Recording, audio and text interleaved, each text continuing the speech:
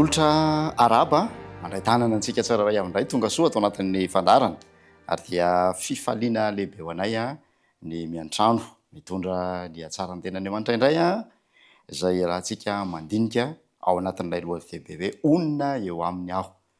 Tonga soa ihany koa ianao pasteur Andriamparatiana Fanera izay vonina noho ny 10 miaraka amin'ireto mpiara-mianatra ireto honona eo aminy iza moa ity Andriamanitra te ara-monina amintsika ity iza le tiany raha-monina ihany koa. Io no fiaikana manoloana antsika androany miara-manao sady manome anao sady ny fitenenana. Inona indray no ampitaintsika ao amin'ny mpanaraka ny fandarana androany? Miarabanao namana dinao ary manona ny fiatanany tompo amintsika rehetra ihany koa amin'ny alalan'izao fiaraha-midinika ny ten'Andriamanitra izao. Le lohahevitra lehibe izay efa natombokontsika le izy namana dinao fizarana faha-2 zany androany dia mitondra ny lohahevitra hoe onona eo aminy aho. Tenin'Andriamanitra io, tenin'Andriamanitra tamin'ny Mosesy hoe manamboara fitoerana masina ho ahy dia onona eo aminy aho, onona eo amin'ny olona Andriamanitra. Dia le fantaniana izay napetraka ao teo izay tena mahaliana tokoa ary natsidika sady hoe iza kay manahoana le Andriamanitra izay onona eo amin'le olona, eo amin'ny olona zany ary olona manahoana no iarahan'Andriamanitra monina. Angambany mazava be raha ohatra hoe valiana tsotra zany izay fantanena izay namana dinao dia ilay Genesis 1:24 no mamaly azy. Fohy fotsiny zany famalina tsotra fotsiny hoe ary Jehovahandriamanitra nanao hoe andeha isika hamorona olona tahaka ny endritsika araka ny tarehintsika. Mazava zany fa io olona izay noforon'Andriamanitra io, olona izay noforona araka ny endriny araka ny tarehiny no tian'Andriamanitra iaraha-monina. Ary voalaza ny Genesis 2:2 vakitsika izay tamin'ny fandarana teo aloha, Genesis 2:2 dia milaza izy hoe Jehovahandriamanitra nanao toerana dia namponena ny taozy izy raha lehilahy. Nanamboatra toerana Andriamanitra.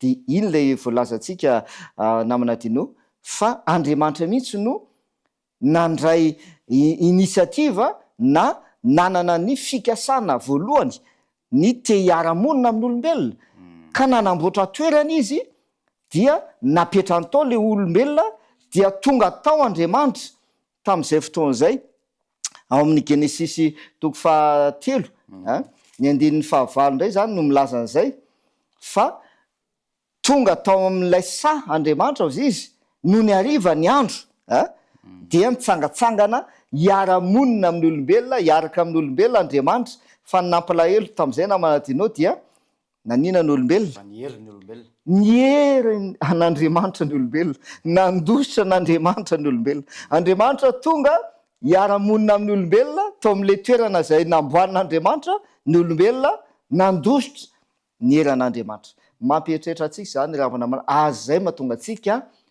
andinika an'ity lohahevitra ity hoe onona eo amintsika Andriamanitra. Amin'ny fomba ahoana no atanteraka an'izay indray? Amin'ny fomba ahoana no amerenan'Andriamanitra amin'ny laony indray izay fiarahany monina, fiarahany mitoetra amin'ny olombelona izay. Andao hidirantsika misimisy ny lohahevitra amin'ity fizarana faha-2 ity ary. Onona eo aminy aho, eo amin'iza olona manahoana no tian'Andriamanitra iaraha-monina ary amin'ny fomba ahoana? Dia andao aventsika kely la Exodus 5:20 Exodus 5:20 ka ny 9:9 dia izao no vaky ny teny. Ary asaovy manao fitoerana masina ho ahy izy dia onona eo aminy aho.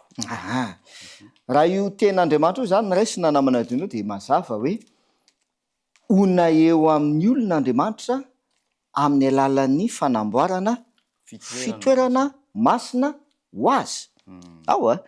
Amin'ny alalan'ny fanamboarana fitoerana masina ho azy no honenan'Andriamanitra eo amin'ny olona.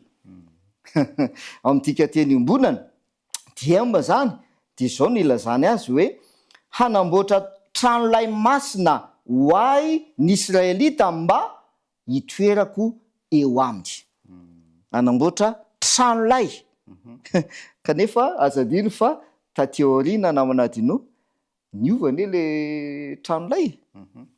Niova lasa trano endure. trano vita amin'ny vato sy ny hazo sy ny sisa zay natsoina hoe tempoly taty aoriana. Satsay? De mahaliana koa zany a. De somary atsidy kely zay ataontsika anaty fonteny kely zany zay de hoe raha izany arakaraka ny vanim-potoana sy ny toe-javatra ve no honenan'Andriamanitra eo amin'ny olona. Raha raintsika hoe amin'ny alalan'ny fanamboarana toerana masina no honenan'Andriamanitra eo amin'ny olona. Tamin'ny andro Mosesy trano lay. Tamin'ny andron'ny Solomona sy Davida trano tempoly.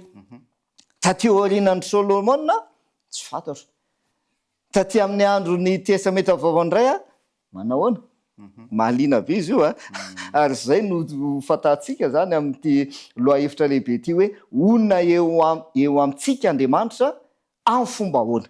Zay le fahaliana amin'ny fomba ahoana.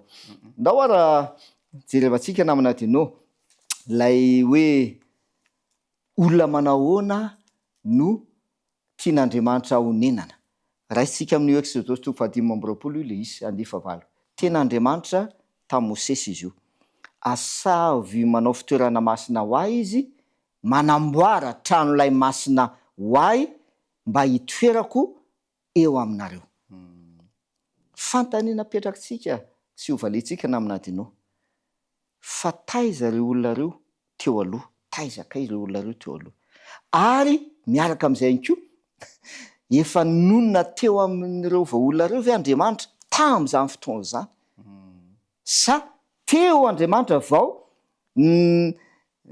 nanomboka onona teo amin'ireo vahoaka Israely ireo moa zany zay moa voalaza le izy zany. Taiza ireo vahoaka reo teo aloha. Haitsika ny tantara e. Ndao ary vakitsika Exodus 7:1-9. Exodus 7 ka ny 1-9 de zao no voalaza. Exodus 7:1-9 dia lazao aminy hoe Jehovah Andriamanitry ny Hebreo no nanirakahy nankaty aminao anao hoe alefaso ny oloko mba hampony any anefitra fa indro tsy niaino ianao mandraka ankehitriny. Taiza zareo tamin'ny fotoana io? Tao Egypta ane zareo e. Tao Egypta reo vahoaka reo tamin'io fotoana io. Dia ny tenin'Andriamanitra tamin'ny Mosesy ka nampitondrain'Andriamanitra Mosesy ho an'ny Farao, mpanjakan'ny Egypta. Dia zao lazainy hoe Jehovah Andriamanitry ny Hebreo efa nanirakahy nakaty aminao, nakany amin'ny Farao zany, hanao hoe zao le tenin'Andriamanitra zay nampitondraina Mosesy omena amin'ny Farao. Alefaso ny oloko mba anina izy izy hanompony ahy any anefitra. Taiza Andriamanitra no niteny tamin'ny Mosesy hoe manamboara fitoerana masina ho ahy, asaivo manao fitoerana masina ho ahy dia onona eo aminy aho. Taiza? Tany anefitra ane. Tany anefitra no niteny an'izay tamin'ny Mosesy Andriamanitra fa tsy tany Egypta. Zay zany namana dinao mila azavaina tsara. Tany anefitra no tenenan'Andriamanitra tamin'ny Mosesy hoe manamboara fitoerana masina ho ahy dia onona eo aminareo aho. Dikan'izay efa niala tany Egypta izy, efa nafana tany Egypta izy. Amin'izao namana dinao zay le hafatra lehibe ry havana malala. Tena hafatra lehibe ao antsika anie ty aloha hevitra ity hoe raha faniritsika zany ny hiara-monina amin'Andriamanitra ary raha tena fanantenantsika ihany koa ny hoe hiara-monina amintsika Andriamanitra dia aza dino tantara io. Tany anefitra Andriamanitra no niteny hoe manaova fitoerana masina ho ahy dia onona eo aho fa tsy tany Egypta. Fa ny ten'Andriamanitra tany Egypta dia hoe alefaso ny oloko ho any anefitra, hanompo ahy any anefitra. Manitikitika sady eo pasteur hoe ino moa zany ny sary aseho an'ity Egypte ty a raha ataontsika hoe projetena ty amin'ity taonjato iavelomantsika ty, inona zany ny sary asehony? Ya, de miaraka am'izay fanontaniana zay de averiko aminao indray lay izy hoe inona kay ny zavatra niaina, ahoana ny zavatra niainan'ny zanak'Israely, le vahoaka zay natsoin'Andriamanitra mba hiala ao Egypte, ary le vahoaka zay notenenan'Andriamanitra tany anefitra hoe manaova nareo fitoerana masina ho aho de olona eo aminareo aho. Inona ny zavatra niseho tamin'ireo vahoaka reo tao Egypta? Fanandevozana. Nandevozan'ny Egyptiana izy. Andevy izy tao Egypta. Tsy hoe olona ohatran'ny olona rehetra hoe miaina araka ny olona rehetra, tsy a. Andevo zareo tao Egypta. Andevo ny Egyptiana. Tsy afaka ny safidy. Nanompo ny Egyptiana. Tsy afaka ny safidy zay koa zany. Nanompo ny Egyptiana. De hozy izy le fanontaniana hoe inona ny asehon'izay am'izao andro ankehitriny zao. Ndao tsika maky ny ten'Andriamanitra ary. Ao amin'ny Jaona toko 9 ny andininy 4:30. Jaona toko 9 ka ny andininy 4:30. De zao ny vaky ny teny. Jesosy namaly azy hoe lazaiko aminareo marina de marina tokoa fa zay rehetra manota dia andevon'ny ota. Zay zany nahoana dinao ny ataontsika hoe fampiarana azy zany am'izao andro iainantsika zao. Raha milaza Andriamanitra hoe olona eo aminy aho de aza adino vahoaka any anefitra efa niala tao Egypta no notenenan'Andriamanitra hoe olona eo aminareo aho manaova nareo fitoerana masina ho any. Efa nafahana tsy ho andevo. Efa nafahana tao Egypta tompoko. Olona zay efa nafahana tao Egypta no tian'Andriamanitra hiaraha-monina. Fa tsy hoe tany Egypta reo vahoaka reo de hosiz'Andriamanitra tamin'ny Mosesy hoe Mosesy ao fa hiaraka aminareo ato Egypta ato hiara-monina aminareo ato Egypta de manaova nareo toerana manokana mba ahafahako miara-monina aminareo ato aty Egypta. Ndao nefa kitsika namina dinao hoe ao amin'ny Exodosy toko 8 satria voalaza amin'ny Baibola anie zany namana dinao hoe ekena ve zany hoe fanomponan'Andriamanitra ao Egypta ihany, satria lay hoe fanompoana zay tian'Andriamanitra ho ataon'le zanak'Israely any anefitra amin'ny alalan'ny fanaovana fanatitra ane le fanompoana zay atao ho an'Andriamanitra de eken'Andriamanitra ve ary azo eritreretina ve hoe tsy miala ao Egypta le zanak'Israely fa ao Egypta ihany izy no manompo an'Andriamanitra de Andriamanitra koa am'izay fotoan'izay hiara-monina aminy ao Egypta ihany. De io Exodosy toko 9 io mamaly azy ny andininy 2:20 de avy eo ny andininy 2:20 sy ny 7:20. Exodosy toko 9 ny andininy 2:20, 2:20, 3:20. Manaraka tsara tsika. Ary Farao napakany Mosesy sy Arona ka nanao hoe mandehana ianareo hamono zavatra atao fanatitra ho an'Andriamanitra reo eto amin'ity tany ity. Fa hoy Mosesy Egypta zany io eto amin'ity tany ity izy. Satria Farao no niteny tamin'ny Mosesy sy Arona eto. Manompo an Jehovah nareo izy raha somary fitiny kely zany zay voalaza zay. Mandehana nareo mamono zavatra atao fanatitra ho an Jehovah Andriamanitra reo araka ny teny Jehovah hoe alefaso ny oloko hanompo ahy any anefitra amin'ny fanaovana fanatitra mba ahafahan'Andriamanitra monina eo amin'le vahoaka. Satria zay le fanompoana zay ataony anefitra ani ao amin'le fitoerana masina zay natsangany fanaovana fanatitra. Ohatrany te hanosika-hevitry Farao eto hoe fa manina moa raha eto zay indrindra fa tsy any amin'izany toerana zany. De jereo tsara, arao tsara le izy fa tena misy hevitra lalina be. Andiny 2:20 fa hoy Mosesy tsy azo atao zany fa izay fadin'ny Egyptiana no vononay atao fanatitra ho an'i Jehovah Andriamanitray. Koa indro raha izay fadin'ny Egyptiana no vonoinay eo imasony hatao fanatitra moa tsy hotorahany vato va izahay. De inona ny tokony atao? Andiny 7:20. Andiny 7:20 Exodosy toko 9. Andeha lalaka telona any anefitra zahay de hamono zavatra atao fanatitra ho an'i Jehovah Andriamanitray araka zay ho lazainy aminay. Zay raha tena tena mahafinaritra le ten'Andriamanitra. Tsy mialitsika am'le loha-hevitra sy lohateny hoe onona eo aminy aho zisy Jehova. Satsay? Onona eo aminy aho. De nazavaintsika hoe ny ten'Andriamanitra tamin'ny Mosesy manaova fitoerana masina ho ahy de onona eo aminareo aho. Any anefitra fa tsy any Egypta.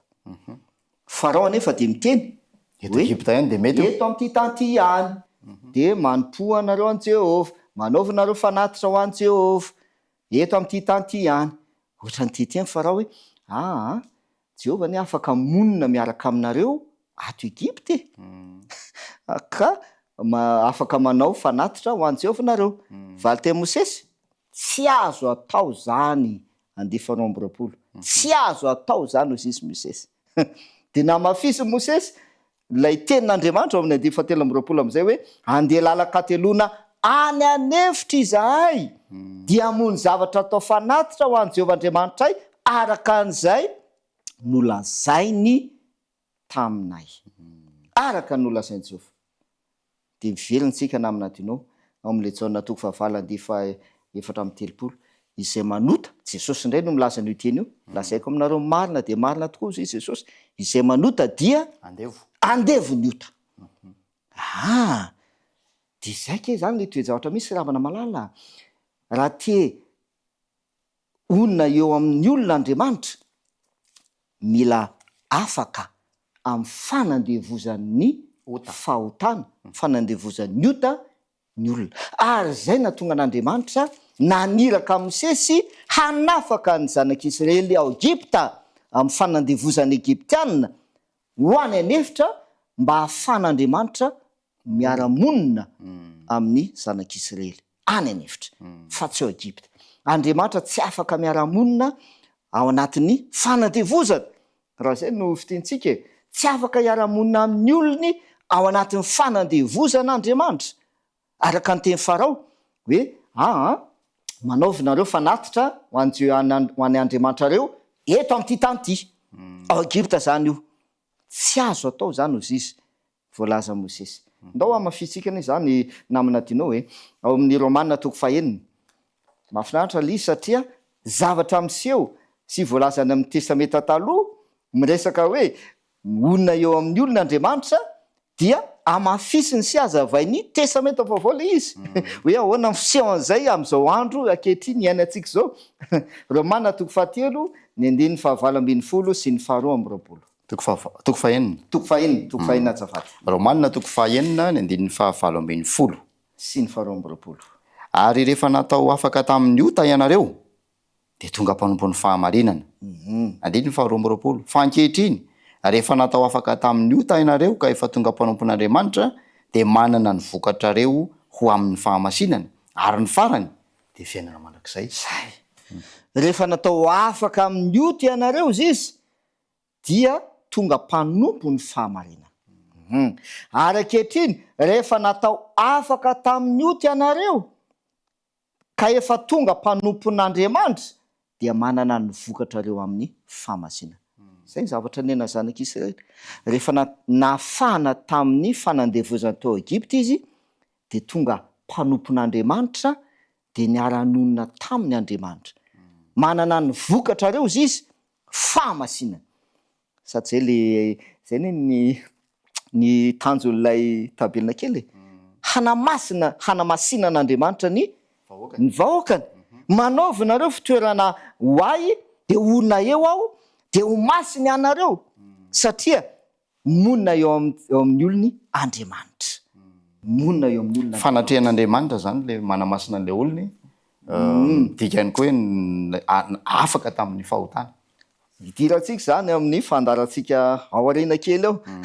Fa ndao mbola apitsika le fanazavana amin'ny Romanina 9 ihany. Romanina 9 ny 1:1 sy ny 2. Rehefa natao afaka tamin'ny ota isika ka tonga mpanompon'Andriamanitra de manana ny vokatra amin'ny fahamasinana izy ary ny farany fiainana mandrakizay. Rehefa nahafahana tao Egypta ny zanak'Israely mba hanompo an'Andriamanitra any anefitra ka ahafahan'Andriamanitra monina eo aminy manamasina azy. Manamasina azy inona ny fihetsika tokony atao? Mbola iverina amin'ny ota indray ve? Mahafinaritra io aloha namanadinao tena mahaliana satria zavatra niaina zanak'Israely iainantsika koa ankehitriny amin'ny endriny hafa. Ndao nefa vakitsika ny Romana toko fainan'ny voalohany sy faharoa hoe endrika anankiray isehoany izay zavatra izay. Romana toko fahaenina ka ny andininy voalohany sy ny andininy faharoa. Romana toko fahaenina ihany ny andininy voalohany sy ny faharoa. Inona ary no olazaintsika? Mbola hitoetra amin'ny ota ihany va isika hitombonin'ny fahasoavana? Andininy faharoa. Sanatria izany ataontsika izay efa matiny amin'ny ota ahoana no velona amin'ny ihany. Zay tsilo tsara raisiko le tantaran'ny zanak'Israely dia ataontsika ny fampiarana amin'izao andro iainantsika izao. Manaova fitoerana masina ho aho Jehovah dia onona eo aminareo aho. Any anefitra fa tsy any Egypta. Mila ahafahana amin'ny fanandevosana any Egypta mba ahafahan'ny zanak'Israely manompo an'i Jehovah any anefitra dia onona eo amin'ny vahoaka Andriamanitra. Zay zavatra voalaza rehefa nafahana, rehefa natao afaka tamin'ny ota isika ozy izy dia tonga mpanompo ny fahamarinana, tonga mpanompon'Andriamanitra, tonga mpanompon'Andriamanitra ozy izy ka manana ny vokatra. Rehefa natao afaka tamin'ny ota dia tonga mpanompon'Andriamanitra, lasa manompo an'Andriamanitra, dia afaka miara-monina amintsika Andriamanitra, dia manana ny vokatra amin'seho fahamasinana ary ny farany fiainana mandrakizay. Dia ozy izy le Romana toko fahaenina. Inona no lazaintsika? Mbola hitoetra amin'ny ota indray va isika? Ihany, mbola hitoetra amin'ny ota ihany va isika? Hitombony fahasoavana? Sanatria izany. Ataontsika izay efa maty tamin'ny ota ahoana no ho velona amin'ny ihany. Hitanao namanadinao, zay ny tena zavatra tsy nakasitrahan'Andriamanitra indrindra tamin'ny zanak'Israely. Dia ny hoe efa nahafahana tao Egypta izy tamin'ny fanandevozana, tonga tany anefitra, nanompo an'Andriamanitra, hanompo an'Andriamanitra, hanao fanatitra ho an'Andriamanitra ary ho tanteran'Andriamanitra le teny hoe onona eo aminareo aho izy. Fa ny zavatra niseho ane, nivelona le zanak'Israely ho any amin'ny Egypta indray. Misy tantaran'izany hoe nahoana izay navelanao faty aty alohanay maty any Egypta any misy fasana. Zay andeha ary ny tena voalaza le Baiboly nivelona mihitsy le zanak'Israely nivelona tany amin'ny lalana nakany amin'ny ranomasina mena. Satria ny ranomasina mena no niampitany zareo avy eo Egypta, niala teo Egypta, dia niampita ny ranomasina mena dia tonga any anefitra. Dia rehefa tany anefitra zareo ny zavatra niseho tany, Andriamanitra efa niteny hoe hiara-monina aminareo aho any anefitra, dia hanompo ahy ianareo any anefitra, dia hanamasina anareo aho any anefitra. Fiainana mandrakizay ny farany. Zay famonjena ny farany, fiainana mandrakizay tany Kanana. Tany Kanana. Satria izay ny nampanantenan'Andriamanitra azy hoe mahafinaritra mihitsy le hiditra tany Kanananareo. Fa ny zavatra niseho nivelona nakany amin'ny ranomasina mena zanak'Israely. Dia io lazain'ny Romana toko fahaenina hoe mbola hitoetra amin'ny ota ihany va isika hitombon'ny fahasoavana? Dia valiteny sanatria izany. Sanatria izany. Raha fitiana izany zay namanadinao fanazavana dia tsotra hoe Andriamanitra tia hiara-monina amintsika hatrany am-piandohana, hatrany amin'ny kelesisy. Tia hiara-monina amintsika Andriamanitra. Fa fantarintsika izany tamin'ity fizarana ity dia ny hoe ny olona izay tian'Andriamanitra hiara-monina dia afaka amin'ny fanandevozana. Olona izay nafahana tamin'ny fanandevozan'ny fahotana sy ny ota. Mba ahafahan'Andriamanitra miara-monina amin'ilay vahoakany dia nahafahan'Andriamanitra tamin'ny fanandevozan'ny ota ny vahoakany. Dia izay ny zavatra niseho tany Edena namanadino hoe tena mahafinaritra be izy io. Satria na zavatra niseho rehefa tonga tao amin'ilay toerana izay namboarin'Andriamanitra, Andriamanitra zany le sa io zay nampitoerany tao ny olombelona, dia tonga tao Andriamanitra mba hiara-monina amin'ny olombelona, dia nandosy ny herin'ny tavan'Andriamanitra ny olombelona no ninona no ny fahotana. Zay ny izy atranam-piandohana ny ravana malala no ny fahotana dia tsy afaka niara-nonina tamin'Andriamanitra intsony ny olombelona no ny fahotana. Dia izay le voalaza ny Isaia 7:5 andininy 2 dia ozy izy hoe fa ny fahotanareo no hevitra mampisaraka anareo amin'Andriamanitra ary ny elokareo no mampiafina ny tavany aminareo ka dia tsy miaino izy. Tapaka zany ilay fiarahamonina, tapaka, tsy afaka niara-monina intsony. Kanefa mahafinaritra satria tsy maintsy ahafahana Andriamanitra no nanome baiko a Mosesy hoe teneny Farao alefaso ny oloko hanompo ahy hamono zavatra atao fanatitra any anefitra. Baiko avy amin'Andriamanitra. Andriamanitra mihitsy zany no namaha ny olana mba ahafahan'Andriamanitra miara-monina amin'ny olona dia Andriamanitra namaha ny olana. Dia le olana ny vahana fahotana. Satria io no sakana tsy ahafahan'Andriamanitra miara-monina amintsika ny fahotana. Sady zay dia tany edena Andriamanitra mihitsy no namaha ny olana. Dia Genesis 7:1-2. Haitsika izay toko sy andiny zay a. Genesis 7 ka ny andininy fa 2. Ary Jehovahandriamanitra nanao akanjo hoditra ho an'ny Adama sy ny vadiny ka nampiakanjo azy. Zay. Andriamanitra nanao akanjo hoditra dia nampiakanjo any Adama sy ny vadiny. Nanao fanatitra Andriamanitra. Mahaliana be namana tinao. Nanao fanatitra Andriamanitra. Izy nanao fanatitra. Efa misy aloko ny fitoerana masina sady io zany. Efa misy aloko ny fitoerana masina sady. Satria le azadino fa ny fanompoana izay tanteran'ny zanak'Israely any anefitra ane dia fanaovana fanatitra. Zay le izy. Ary mazava le teny amin'ny Exodosy, alefaso ny oloko hanompoahina anefitra hamono zavatra atao fanatitra hoa. Amin'ny alalan'ny fanatitra, fanaovana fanatitra ane le fanompoana izay atao any anefitra. Fa tanam-piandohana kay Andriamanitra mihitsy no efa nanao fanatitra voalohany indrindra.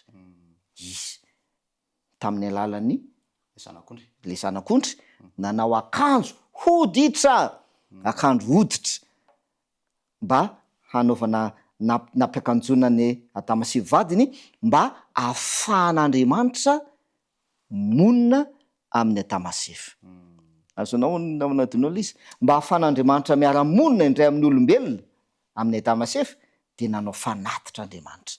Dia hitanao zay ny zavatra niseho tamin'ny zanak'Israely. Tena zay mihitsy.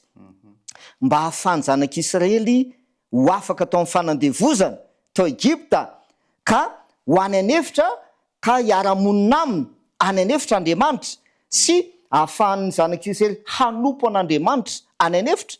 Mila fanatitra koa. Ny zavatra mivonoana tao Egypta. Tao Egypta. Tadinao zay. Exodus 2:12 milaza azy. Paska io. Paska. Maka zanak'ondry ray avy isa-pianakaviany. Dia ny vonoana le zanak'ondry. Dia ny raha le zanak'ondry atao amin'ny tolamba nafafy teo amin'ny tolambaravarana. Zay ny nahafaka ny zanak'Israely. Dia ohatran'izay tany edena. Le zanak'ondry tsy maintsy ny vonoana. Nanao fanatitra.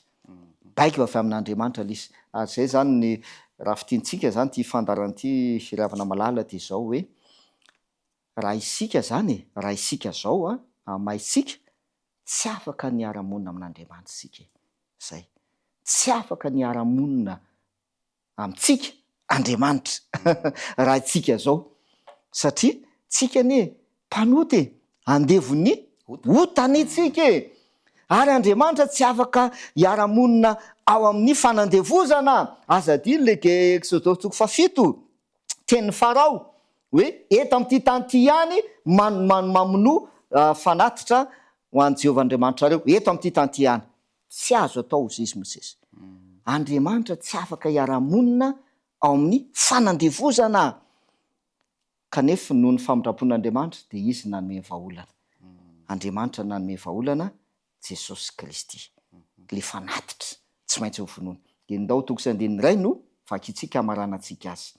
Ao amin'ny Korintana voalohany toko 5:7. Korintana voalohany toko 5:7. raha namono zanak'ondry zanak'Israely tao Egypta ka afaka tamin'ny fanandevozana izy dia nandiha tany anefitra izy hanompo an'Andriamanitra ka hiara-monina amin'Andriamanitra any anefitra. Dia izao lazain'ny Korintiana voalohany toko 5:7. Korintiana voalohany toko 5 ka ny 7. Esory ny masirasira ela mba ho vongana vaovao ianareo araka izay tsy mamisy masirasira anareo fa voavony Kristy Paska ho antsika. Voavony Kristy Paska ho antsika. Io le zanak'ondry. Mampatsiaro an'ny Genesis toko 7 Genesis toko 7, Exodus toko 12, le zanak'ondry izay nalaina novonoana sisy voavony Kristy Paska ho antsika. Ry havana malala, tsy misy afa-tsy amin'ny alalan'i Jesosy no ahafahantsika ho tafavelona indray ka hiara-monina amin'Andriamanitra. Tsy misy afa-tsy amin'ny alalan'i Jesosy. Reny eny ary satry foana mbola natsikafona an'ireo toko sy andininy izay maneho ny fahatsaran'Andriamanitra sy faniriany hiara-monina amintsika kanefa voafetra ny fotoana isika. Ndao ho entana bavaka indray ary izay fizarana androan'izay pastor. Mivavakantsika raina sy ny an-danitro misaotra noho ny fitiavanao sy ny famindraponao. Te hiara-monina aminay ianao hatrana am-piandohana. Na dia nisy aza ny sakana dia tsy na fa ny fahotana dia mbola ianao ihany Andriamanitra no nanao ny fomba rehetra hamahana izany ola ny fahotana izany mba ahafahanao miara-monina aminay ary ihany koa mba ahafahanay miara-monina aminao indray. Dia nomenao Jesosy Kristy ilay zanak'ondrin'Andriamanitra maty novonoana Paska ho anay ka ahafahanay mahazo mifandray indray tafaray indray aminao ka hiara-monina aminao mandritra mandrakizay mihitsy aza dia amin'ny alalan'i Jesosy. Tanterao amin'ny fianakaviana tsirairavana izany planina anao izany noho ny amin'ny anaran'i Jesosy. Amen. Dia mankasitraka ny faharetanao mankasitraka an'ireo namana teknisianina izay ny fanometanana ary nanao ny antsio zavatra nampita ny feo sy ny sary tany tokantranotsika tsiraray avy manao manapiresaka manampijery ho amin'ny manaraka indray tompoko.